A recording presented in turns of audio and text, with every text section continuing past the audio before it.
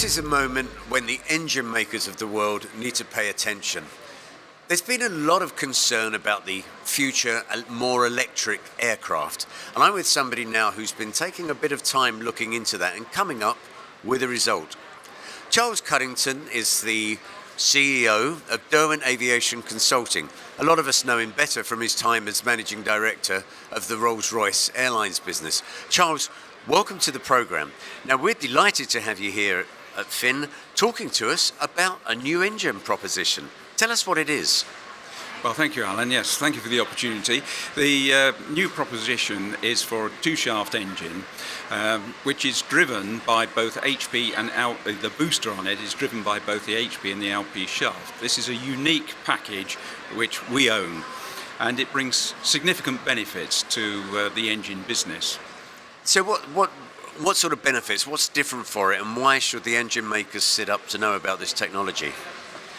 Well, the most important thing we found through our unique package with all the performance studies that we've done is that we can actually drive an embedded motor generator and produce a lot of electricity, and we can also put a lot of power into the engine. And the benefit for this is that we can actually look at a sensible hybrid aircraft in the not too distant future with large savings in particularly emissions, not only the fuel burn CO2, but very big savings in NOx, about half of what is produced today. Okay, and that works when? I mean, how? Because you're talking about hybrid that can bring in the more electric engine. Is that a takeoff thing that you can reduce the amount of fuel used? Yes, indeed. A lot of the future aircraft, of course, are looking at lots of electricity, but the battery technology today won't sustain a big aeroplane like an A320 for a very long flight. The advantage of our unique package here is that we can use batteries to assist the takeoff and climb, and hence that's where we save a lot of the emissions, and obviously that's where it's a great benefit. It's because of the battery technology, the usable range of this on the studies that we've done will be in the order of 800 to 1,000 nautical miles, and beyond that the battery weight starts to detract from the advantages.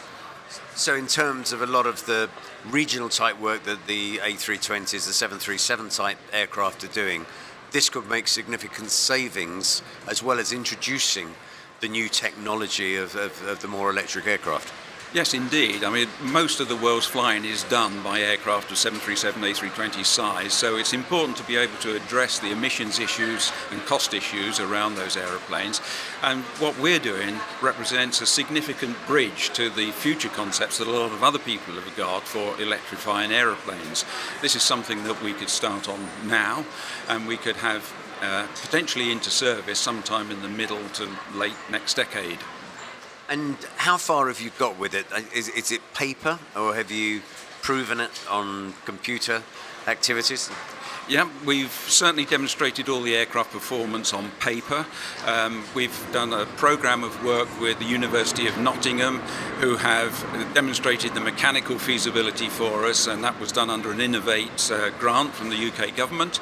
And all the engine performance work was done by Aachen University in Germany. So we feel confident that all the paper studies we've done mean that the concept makes sense.